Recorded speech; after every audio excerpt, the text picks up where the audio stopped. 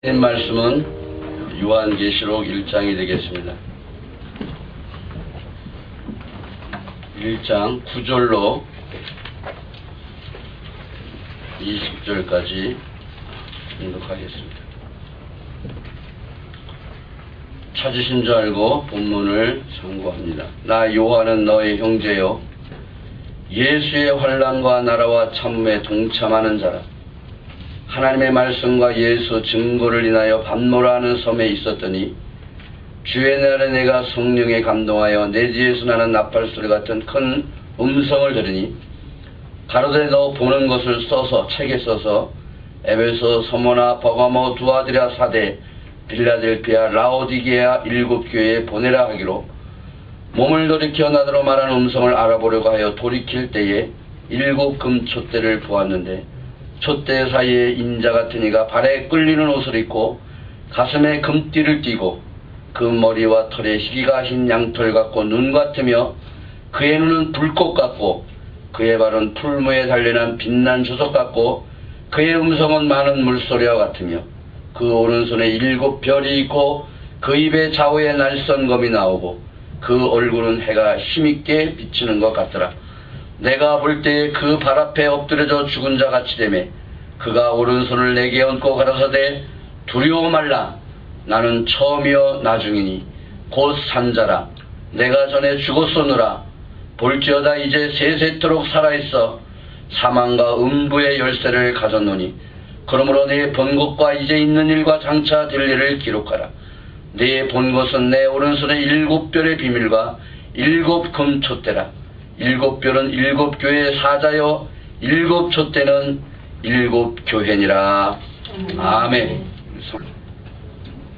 예수님의 제자 중에 이 요한은 가장 복된 제자가 아닌가 이런 생각을 합니다.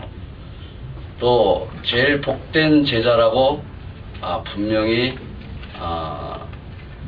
저는 믿습니다. 왜냐 할 때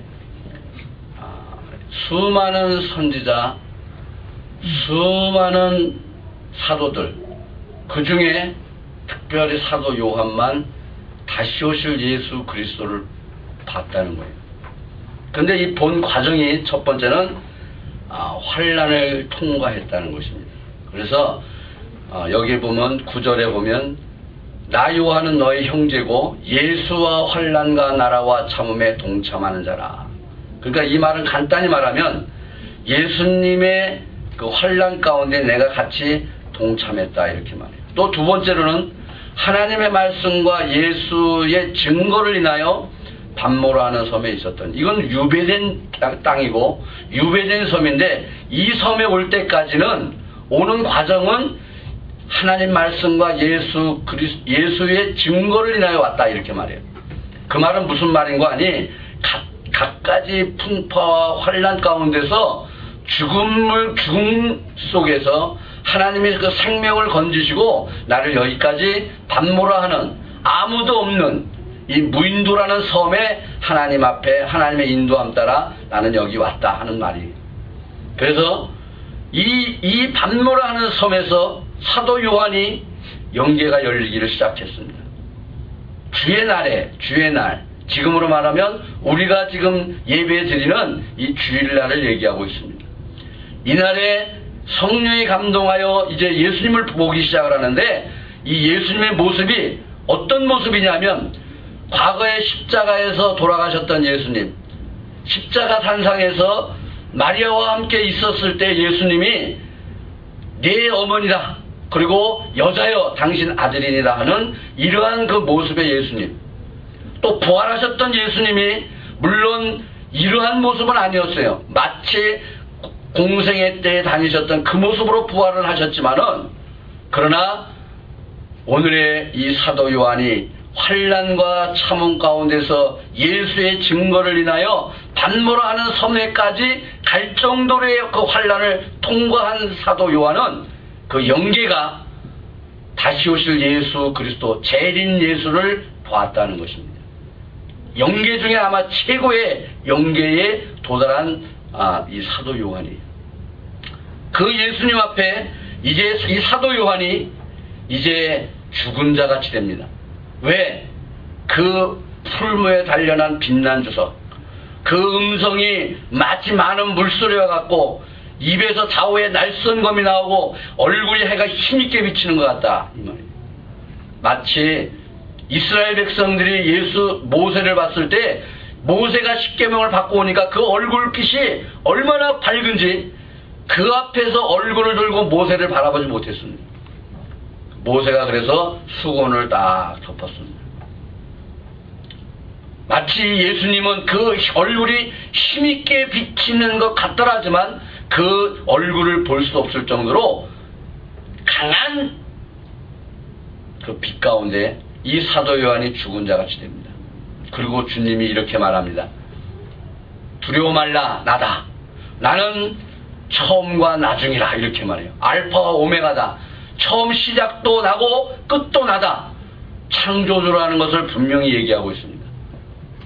내가 오늘 이 창조를 처음과 끝을 내가 다 이룬 자다, 이렇게 말합니다. 내가 전에 죽었었지만 이제는 세세토록 살아있어. 죽음과는 전혀 관계없고 오히려 사망과 음부의 열쇠를 가졌다, 이렇게 말해요. 그래서 우리의 생명은 죽게 달려있는 것입니다. 믿습니까? 오늘 예수 안에, 예수 나를 오라 하네 할 때 우리는 따라가야 하는 거예요. 왜? 나의 생명과 사망의 그 모든 것들이, 영생의 모든 것들이 주님 손에 있다는 것입니다.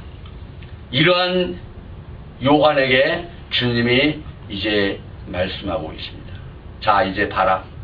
내가 앞으로 이제 마땅히 되어질 일을 내가 너에게 보이겠다 하는 것이에요.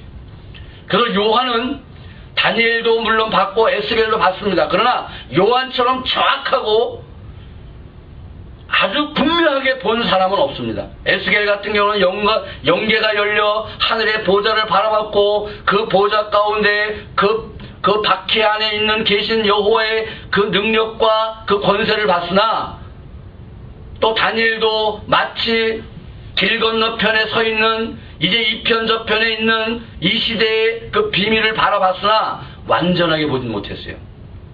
그 에스겔, 다니엘, 또한 요엘 모든 선지서들의 그걸 다 귀 앞에서 보니까 요한계시록은 마치 그것들을 큰 포도주에 잠겨있는 포도주 통을 여는 열쇠처럼 이 요한은 그걸 본 것입니다. 전반적인 걸. 오늘 많은 사람들이 요한계시록을 합니다. 또 요한계시록을 하면서 또 이제 많은 사람들에게 궁금증을 드러내고, 또 어떤 사람은 공포를 드러내며, 또 어떤 사람은 조급함을 나타내며, 이제 많은 사람들이 자기네들이 받은 바, 본 바를 얘기하고 있는데, 요한이 기록된 말씀은 전혀 거기에 근접하지도 못하는 이 말씀들이 너무나 많이 있다는 것입니다. 베리칩이라는 거, 그게 오늘 함부해요. 또 많은 선교사들이 와가지고 베리칩에 대해서 설명하고 있고 얘기하고 있습니다. 그러나 베리칩하고 우리하고 아무 상관없습니다. 베리칩이란 말은 성경에도 없는 말이고, 성경에 있는 말은 마귀표다, 666 마귀표다, 이렇게 말해요. 그 마귀표라는 말이 어디서 나오냐면 계시록 13장에 나오는 말인데, 계시록 13장에 나오는 말은 온 세계가 하나님의 허락받은 후 3년 반 동안 악한 정치가 사용할 때 나오는 짐승 정치를 예언하고 있어요. 그때 주어지는 게 마귀표예요. 그때 이걸 받지 않으면 죽인다는 것입니다. 근데 지금 미리 얘기하고 있어요. 지금 우리가 그걸 받으면은 오바마가 우리를 죽입니까? 우리나라 대통령이 그거 받으면 죽입니까? 나름대로 베리칩이라고 만들어 놓고 그 바코드를 베리칩이라고도 하고, 이게 어디서 나왔는지, 근원이 어디서 나오는지 모르겠지만 전혀 성경과 관계없는 것들을 오늘 설명하고 있다는 것입니다. 거기에 많은 사람이 공포를 하고 있고, 이거를 하나의 크레딧 카드다 뭐다, 천만에 지금 크레딧 카드 받는다고 죽어요? 죽입니까? 우리 생명이 거기에 달려 있습니까? 우리의 영이 거기에 속해 있습니까? 크레딧 카드 받는다고 내 영이 죽느냐, 이겁니다. 우리가 하나님 섬기는 일에 그 크레딧 카드 받는다고 무슨 문제가 있습니까? 전혀 상관없는 것들에 대해서 오늘 때를 알지 못하는 이 미혹된 세상이라는 거죠. 그래서 오늘 저는 이 요한이 본 계시를 짧은 시간이지만 오늘 여러분들에게 설명하고자 합니다. 이제 이 사도 요한은 이렇게 말합니다.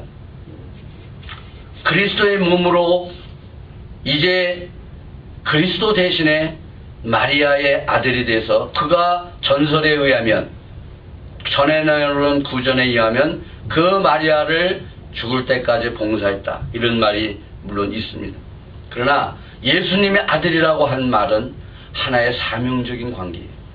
이제 마지막 때에 올 때까지의 나를 예비할 자가 바로 너다, 이렇게 말하는 것입니다. 마치 광야에 외치는 자의 소리가 이사야 40장에 세례 요한의 소리로 들렸고, 이제 이 세례 요한이 너는 누구냐, 네가 그리스도냐 말할 때, 아니다, 나는 이사야 40장의 한 절을 응하는 사람이다, 광야에 외치는 자의 소리다, 나는 이렇게 말합니다. 그리고 내 뒤에 오시는 이를, 그의 길을 평탄케 하는 자다. 마치 초림 예수님을 영접하고 그 초림 예수의 길을 평탄케 하고자 하는 그 앞서 나온 예비자다, 이렇게 말해요. 그것이 세례 요한입니다. 이름은 똑같은데 이제 예수님 제자 중에 사도 요한이 나옵니다. 이 사도 요한이 아들이라는 이름을 받았다는 것은 뭐냐면 다시 오실 예수 그리스도를 앞서서 그 길을 평탄케 하는 사도다는 것입니다. 그럼 정확하게 맞는 것이 뭐냐면 예수님이 친히 사도 요한에게 나타나서 계시록을 알려줬다는 것입니다. 그 계시록을 오늘 핵심만 말씀드리면, 첫 번째는 뭐냐, 7 교회가 나옵니다. 이제 말세를 만난 이 성도들에게 이 7 교회에 대한 교훈은 간단히 말하면 이런 것입니다. 에베소 교회에게는 너는 처음 십자가 사랑이 식어지면 재림주를 맞이할 수 없다. 간단합니다. 이렇게 너희가 처음 사랑을 찾아라. 이것을 회개치 아니하면 내 촛대를 옮기겠다는 것은 재림주를 맞이할 수 없다는 것입니다. 서머나 교회에게는 환난과 궁핍이 와도 죽도록 충성을 다하라, 이렇게 말합니다. 버가목 교회에게는 네가 아무리 순교적인 계통을 밟아서 그 순교적인 너희 조상의 그 순교로 인하여 계통을 밟았다 하더라도 불의와 타협하면 재림주를 영접할 수 없다, 이 말을 하고 있는 것입니다. 두아디라 교회에게는 네가 아무리 교회가 크고 발전하고 무슨 조직력이 좋고 오늘 세상에 세상에 오늘 인정되는 큰 교회로 발전됐다 할지라도 악의 세력을 용납하면, 이세벨 사상을 용납하면 환난에 떨어진다.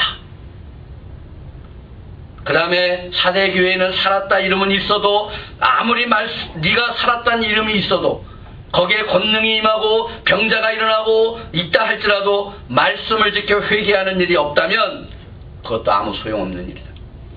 빌라델피아 교회에게는 미약하지만은 말씀을 받아 지키면 시험의 때를 면하고 남은 교회가 될 것이다. 라오디게아 교회에게는 모든 일이 부족함이 없다 하더라도 영적 활동이 없다면 소용이 없다. 교회들에 대한 책망인 것입니다. 요즘에 제가 아모스를 강의하는데 아모스 선지자가 이렇게 말합니다. 유대 북이스라엘을 놓고 예언하는 그 예언의 내용이 블레셋에 대한 죄에 대하여, 가사에 대한 죄에 대하여, 길앗에 대한 죄에 대하여 이방의 죄를 전부 다 정렬하게 1장과 2장은 나열하고 있습니다. 처음에는 이것이 전부 다 오늘날 많은 설교를 들어보면 그건 이방의 죄이기 때문에 전혀 우리와 상관이 없다, 이렇게 말해요. 근데 아모스는 그것이 아닙니다. 그 제목이 뭐냐 하면 교회의 오늘의 목자의 초장에 애통할 죄에 대해 얘기하고 있어요. 그건 무슨 얘기냐면 교회 안에 블레셋 같은 사상, 블레셋의 죄, 가사의 죄, 아스루의 죄, 오늘 길앗의 죄, 각가지 이방에 그들이 멸망당할 수밖에 없는 그 죄가 오늘 교회 안에 다 들어왔다고 말하고 있습니다. 그래서 바로 이들이 멸망당하는 그 멸망이 회개치 아니하면 너희에게 임한다는 것을 경고하고 있어요. 하나님은 보면은 사랑하는 자들에게 경고하지 이방인들에겐 경고할 이유가 하나도 없어요. 그 경고 자체가요. 마치 오늘 7교회에 사도 요한이 주님께로부터 편지를 받습니다. 우리가 어느 교회에 속했는지 모르겠지만은 이 교회는 만약에 우리가 영적인 활동이 없다면 영적인 활동을 해야 되는 것이고, 우리가 오늘 모든 일에 발전했다 할지라도 이세벨 같은 악의 세력을 우리는 용납하지 않아야 되고, 순교적인 계통을 받아 아무리 우리가 정통을 찾는다 할지라도 불의와 발람의 교훈을 지키는 불의와 타협하면 재림주를 만날 수 없다. 그래서 말세를 만난 오늘 우리들은 신앙 준비라는 것을 첫 번째 목적해야 되는 것입니다. 두 번째 계시록은 이렇게 말합니다. 이제 7인이라고 나옵니다. 7인의 비밀은 하나님의 책에 암탉으로 써있는 비밀을 말합니다. 이 비밀은 어떤 비밀이냐면 주님이 재림할 때에 정치와 사상으로 대립돼서 불가피 무서운 환란이 주님 재림 시에 올 것을 보여준 것이에요. 그래서 계시록은 이제 마지막 때 정치와 사상이 아주 4가지 말로, 검은 말, 붉은 말, 이제 흰 말, 얼음진 말의 이 정치적인과 사상 대립인데요. 이 대립이 되어서 마지막 때 환란을 일으킬 수밖에 없는 큰 세력을 예언하고 있어요. 그래서 오늘날 옛날에는 전쟁이 영웅으로 만드는 전쟁, 사람을 죽이는 것은 영웅이고 그 다음에 어떠한 자기의 영토 싸움을 하지만은 마지막 때의 전쟁은 영토 전쟁이 아닙니다. 어떻게든지 전쟁을 일으켜보지 않으려고 애를 쓰는 겁니다. 지금 오늘 우리가 이 시대에 만났습니다. 정치와 사상으로 대립되는, 오늘 이제 앞으로 가면 갈수록 이러한 사상이 이제 난무할 때에 세상은 전쟁을 하지 않게 애를 씁니다. 그러나 하나님은 전쟁을 하겠다는 거죠. 이제 이러한 대립이 될 때에 순교자 동무의 호소가 나오면서 하나님이 내가 너희들의 핏값을 갚아주기 위하여 너희는 잠깐 동안 쉬어라 이렇게 나옵니다. 하나님은 분명코 이 땅을 심판하는 것은 당연하다는 거예요. 왜? 우리가 하나님의 말씀과 증거를 인하여 억울하게 죽음을 당했으니 빨리 우리 핏값을 갚아달라고 호소하는 순교자의 호소가 나온다는 것입니다. 그래서 이 땅은 심판하게 돼 있어요. 그 다음에 이제 7인 안에 7 나팔이 나옵니다. 우리가 나팔 불 때 나의 이름, 신랑 되신 예수께서 강림하실 때 나팔 불 때 나의 이름 합니다. 지금의 나팔이 어느 몇 나팔인가를 오늘 사람들은 궁금해하지도 않습니다. 이 나팔을 불 때마다 이 땅의 환란을 일으키고자 하는 이제 순서를 말하고 있습니다. 그래서 동방 땅끝인 한국의 1886년에 이제 언더우드와 이제 영국의 토마스가 이제 와서 한국을 복음의 사역지로 만들어서 이제 전도를 하기 시작합니다. 동방 땅끝, 사마리아 땅끝까지 복음이 전파되니까 예수님도 그랬거든요. 마태복음 24장에 보니까 내 이제 땅끝까지 복음이 전파돼야 그때야 끝이 오리라 이렇게 말해요. 그 끝이라는 게 뭐냐? 바로 주님이 오실 날이 되었다는 것입니다. 동방 땅끝에 복음이 전파되기 시작하니까 이제 나팔의 순서에 따라서 하나님을 대적하는 무신론 사상이 1917년 볼셰비키 혁명으로 일어나기 시작합니다. 또 환란을 일으킬 나라로 이제 그들은 마지막에 허락받고 일어나기 시작합니다. 둘째 나팔을 보니까 그들의 권세가 땅 3분의 1을 차지하는 이제 세력이 나타납니다. 셋째 나팔을 보니까 이들 안에는 모든 교통이 깨어지고 종교와 정치와 종교가 이제 그들에게 활동을 막아버리는 이러한 역사로 나타나고 시작합니다. 다섯 번째 나팔을 보니까 이제 하늘에서 떨어진 별 하나가 탁 나오더니 온 세상의 식물을 먹이는 과정으로 나옵니다. 그것이 오늘 우리 시대인 것입니다. 소련에 있는 목사들, 이제 그들이 오늘 세계 종교 단체의 지도자들이 되어서 이제 성경을 변질시키려고 나오는 오늘 이 시대입니다. 그래서 지금 오늘 우리가 지금 사는 시대가 몇 나팔이냐 할 때 성경적으로 우리는 정확히 말해 다섯째 나팔이다 이렇게 말합니다. 이제 좀 더 넘어가서 일곱째 나팔을 보니까 이제 7째 나팔 안에 대접이 나오기 시작합니다. 7 천사가 대접이 나옵니다. 이것은 이제 앞으로 우리에게 당할 일이에요. 이제 계시록 13장에 당할 이제 이 세상의 환란을 예언하고 있습니다. 사도 요한은 이걸 조목조목 보기 시작합니다. 이러한 대접이 쏟아질 때에 이제 내 백성들은 바벨론에서 나오고 이제 내 백성들은 주의 음성을 듣고 하나님의 보호처로 들어가고 하나님의 권능을 받은 종들은 들림받는 역사가 우리 앞에 있어지는 것을 사도 요한은 바라봅니다. 이것이 오늘 요한이 본 계시인 것입니다. 이제 영광의 나라까지 이제 그들은 이제 사도 요한은 보기 시작합니다. 12진주문 12대문에 들어가 악인이 전혀 없는 거룩한 땅까지 이제 요한은 보게 되는 것입니다. 사랑하는 여러분, 오늘 우리는 혼잡한 세상에 살고 있습니다. 이 혼잡한 세상에